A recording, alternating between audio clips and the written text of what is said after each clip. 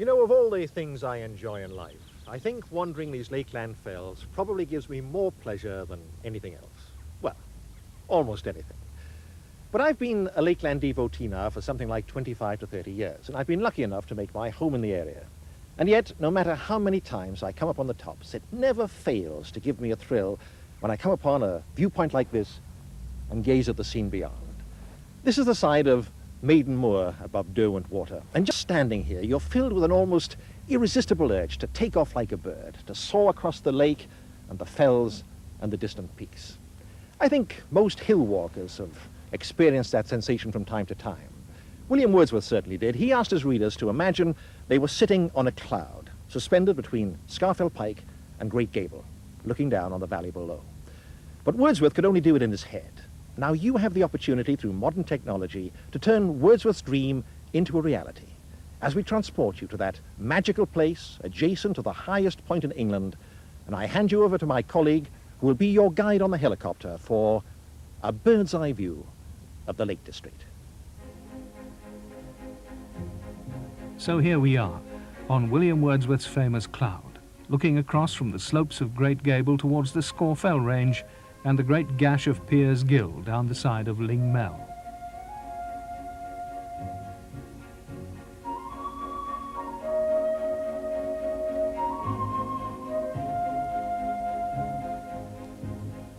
Here it is in close-up, an awesome chasm close to the highest land in England, and facing one of the most famous views in England.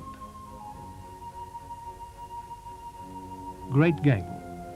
Not the highest, but certainly Lakeland's most majestic peak, the chosen symbol of the Lake District National Park.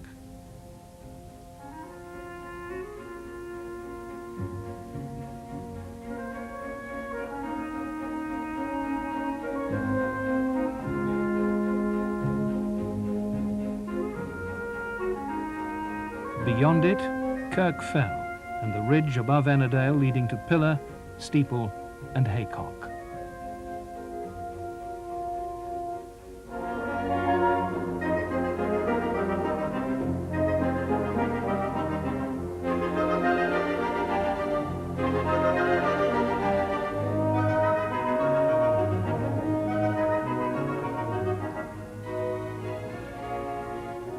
And far to the west now, Ewbarrow, Wastwater, Black Combe, and the Irish Sea.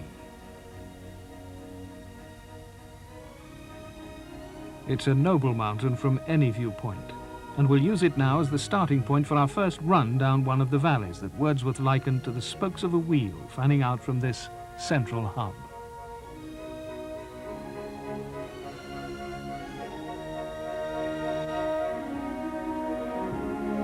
We're heading for Styhead Tarn and Borrowdale.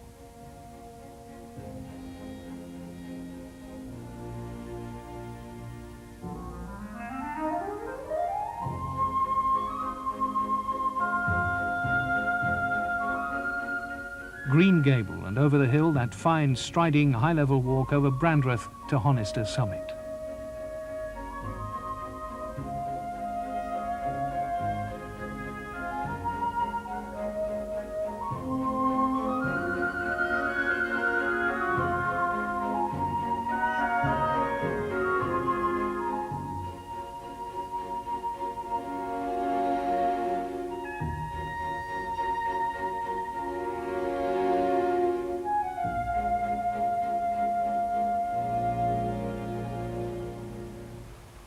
At the bottom of Sowermill Gill there is Seathwaite, officially the wettest place in England, but not today. And on now into Borrowdale, virtually surrounded by the high hills and always a favourite spot for walkers, climbers and touring motorists.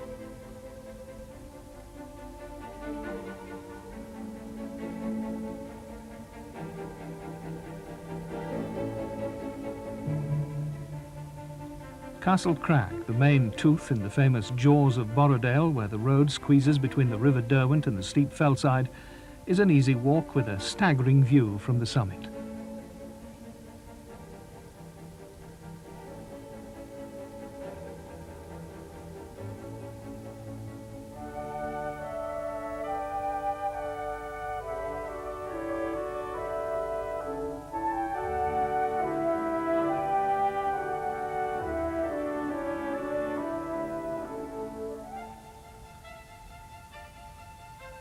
These paths high above Grange village lead eventually in their meandering way to the much visited hamlet of Wat Endleth.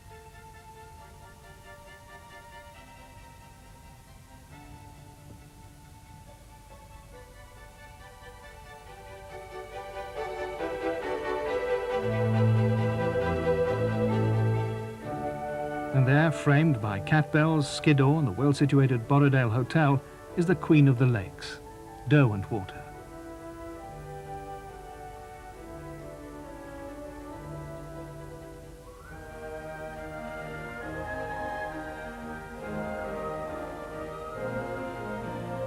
And here's the gorge where the famous waterfalls go rushing and flushing and brushing and gushing, as the poet said, almost into the swimming pool of the Lodore Hotel.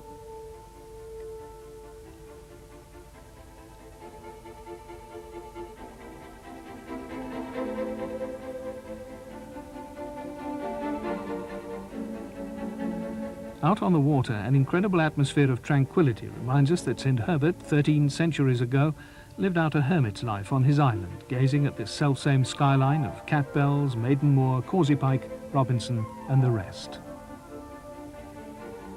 And wherever you are on Derwentwater, there's always the towering heights of Skiddaw.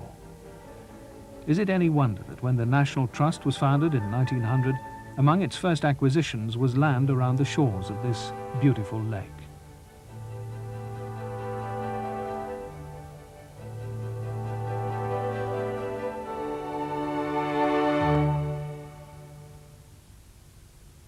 To the northwest of Derwentwater is the broad valley leading to Penrith, with Blencathra, better known to some as Saddleback, dominating the A66 trunk road. But this road leads away from the mountains, so we're heading south now to another lake and another valley. These fell tops could be almost anywhere in Cumbria, but there are clues. That long straight line on the horizon has got to be the High Street Ridge, where the Roman legions marched 2,000 years ago.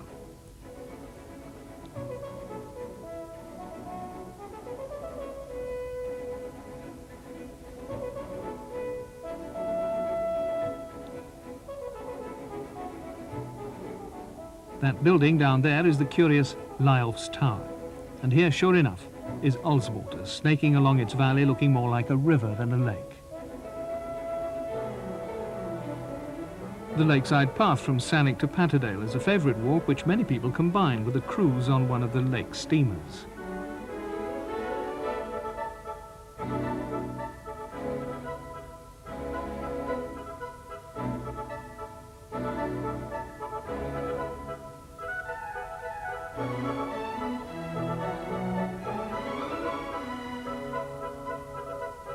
Here, behind Birk Fell, several popular routes to the summit of Place Fell.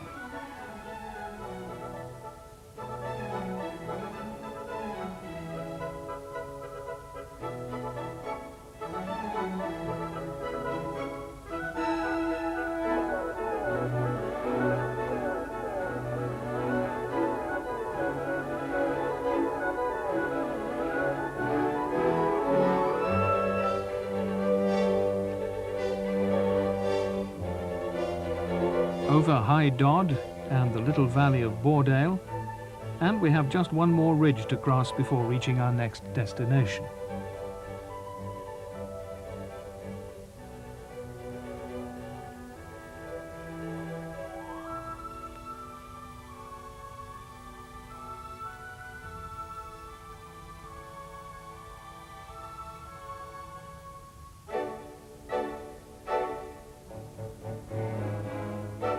Here, on the heights of Beder Fell, the lucky and silent walker can often catch a glimpse of some of the 500 or so wild red deer who for centuries have made their home in these parts.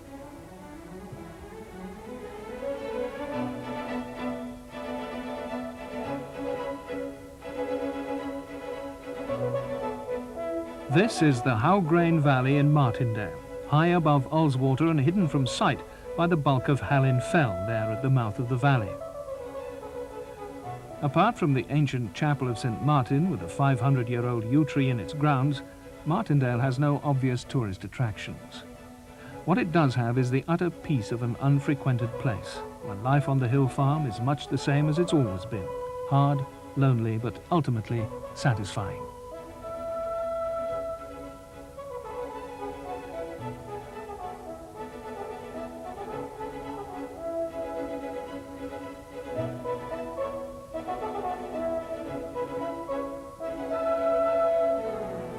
It takes a fair amount of motoring skill to negotiate the steep, twisting road into Martindale from Howtown down by the lake shore.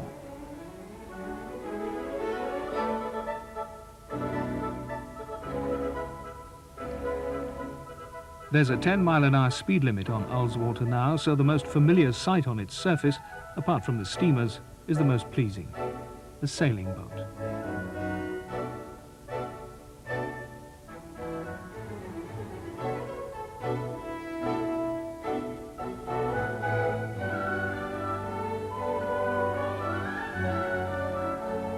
And here they lie at anchor in Sharrow Bay, alongside the famous Country House Hotel. And further along the shoreline, just as Wordsworth discovered them nearly 200 years ago, are the simple yellow flowers that inspired one of the best-known poems in the English language. The Kirkstone Pass is the direct route between Ullswater and Windermere, but since we don't have to stick to the road, we'll take a short diversion to look at some of the less familiar crags surrounding Lakeland's most popular mountain, Helvellyn. This is Coffer Pike and the awesome crags below Fairfield Summit.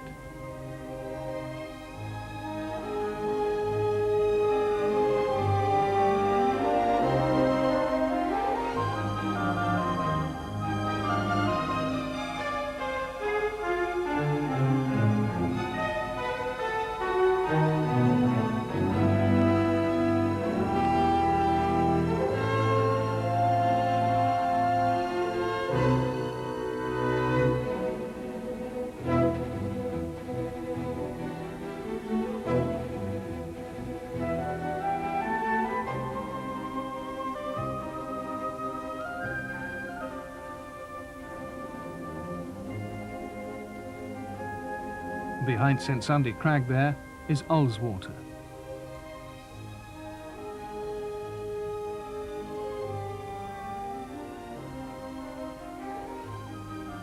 And there's the whole of Striding Edge, silhouetted against a sunlit Catsley Cam.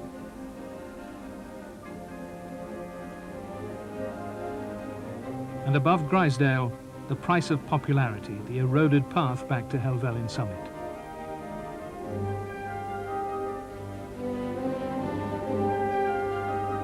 Down to the road again now, leading to the Troutbeck village where John Peel didn't live, and on to Windermere.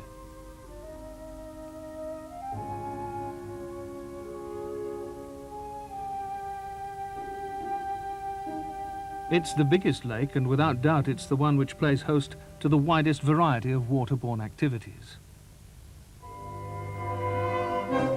It's the playground of the lakes, with speedboats, sailing boats, water skiing, scuba diving, grand hotels, holiday flats, time-sharing schemes, almost, you might say, all the trappings of the seaside, but set against the breathtaking beauty of the nearby mountains. There's even a specialist centre here at Lowood, where the novice can learn to water ski and dive.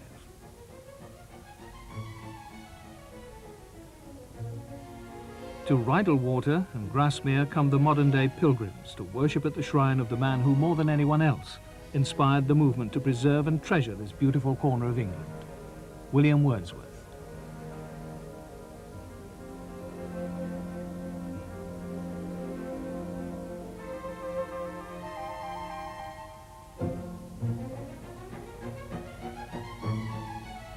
That familiar skyline of Pike of Blisco, Crinkle Crags, the Band and Bowfell tells us that we must be in Langdale and heading for the Langdale Pikes, those unmistakable fingers of rock pointing to the sky and visible from almost every standpoint in the Lake District, and which over the years have given so many people their first panoramic look at the Lakeland peaks.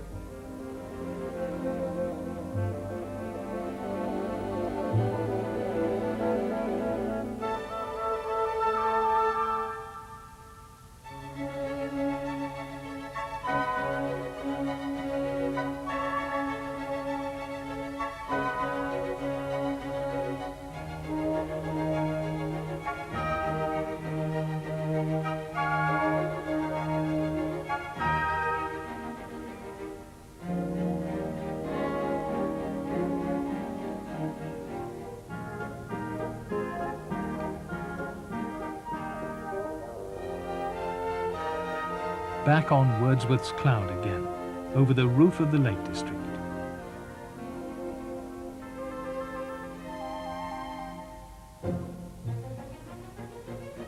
The Mosedale Horseshoe is a favourite ridge walk with an almost infinite variety of views.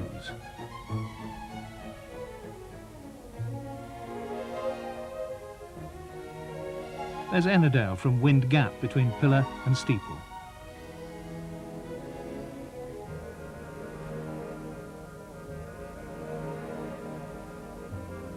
Down here at modest little Loweswater, the land is green and lush, completely unspoiled. In the well-loved neighbouring valley of Crummockwater and Buttermere too, the scene is idyllic. But you'll have noticed on the heights the ugly sight of path erosion. Back on the ground, Bob Langley has news of what's being done about it. I'm near the top of Green's Gill, about 1,800 feet above sea level, on the popular path from Butterdale to Sprinkling Tarn and the higher peaks beyond. It's very obvious why these routes are so conspicuous from the air. Thousands of feet trampling up them loosen the soil and the stones, which are then washed away by the mountain rain and turned into new tributaries of the main streams.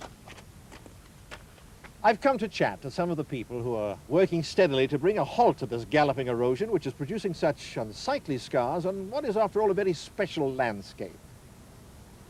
Green's Gill, like a third of the Lake District National Park, is owned and in the care of the National Trust.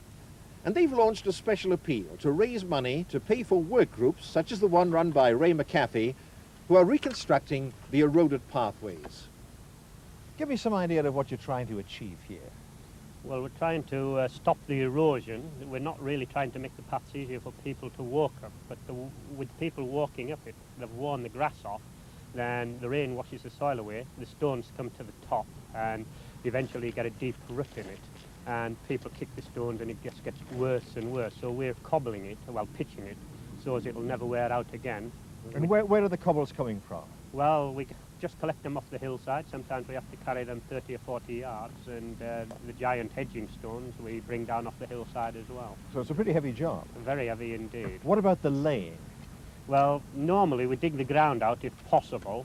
We dig it out about a foot deep, and then we lay the stones in, a bit like making a giant jigsaw puzzle. We lay the stones in long ways on, not flat, and leaning down bank, pressing against each other, and then we fill the bottom 3/4 of them with stone, and that also acts as a natural drain, apart from the drains we put across the path. Now, how do you avoid the paths becoming slippery in wet weather? Well, really, they're, they're not too bad. Once the soil, we cover them with soil, but once the rain has washed the soil off and people have worn them, they seem to get quite a good grip on them. They don't seem to be too slippery at all. I've never found them so. Now, how many people are working on this? There's 4 in my gang. There's 6 altogether. A new gang's just been formed in Langdale by the National Trust, a gang of 2. But 4 in this gang, we've worked on most of the major footpath repairs in the Lake District. Now, as well as the laying of the path, sometimes you get a spot like here where you have to build up the sides as well. Yes, well, the water, there was that bigger flow of water coming down. It washed the side of the bank completely away down to the river, which means that we have to start from the riverbed and gradually build the stones one on top of the other, gradually bringing them back till we get to the height the path was at, and then we cobble the final row. It's clearly a very long, slow job. It is. It's very difficult. In that sort of work's the most difficult of the lot. Now, just this one path, the one path was standing on. Give me an estimate. Put a price tag on it. How much would it cost to get the entire thing finished? Well, I should think it would cost about £50,000 for a path like this, so because it takes over 2 years.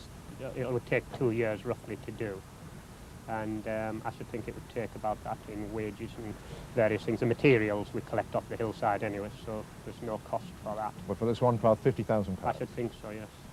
Well, clearly an extremely expensive operation to keep this work going, and the National Trust can use all the contributions it can get. And, you know, for those of us who go in the hills regularly, it does seem a perfect way to say a little thank you for the pleasure the Lake District has given us over the years.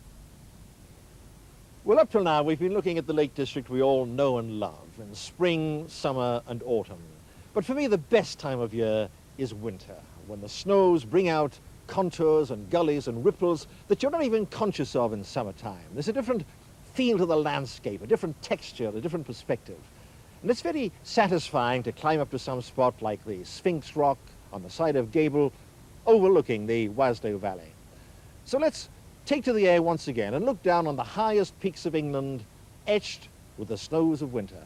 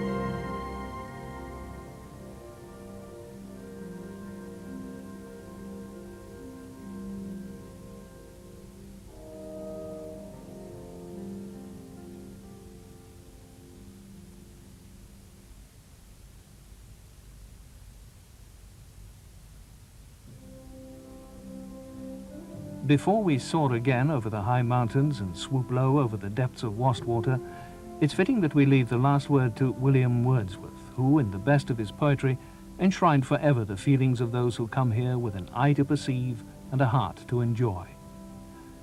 'Tis the sense of majesty and beauty and repose, a blended holiness of earth and sky, something that makes this individual spot, this small abiding place of many men, a termination and a last retreat, a center come from wheresoe'er you will, a whole without dependence or defect, made for itself and happy in itself, perfect contentment, unity entire.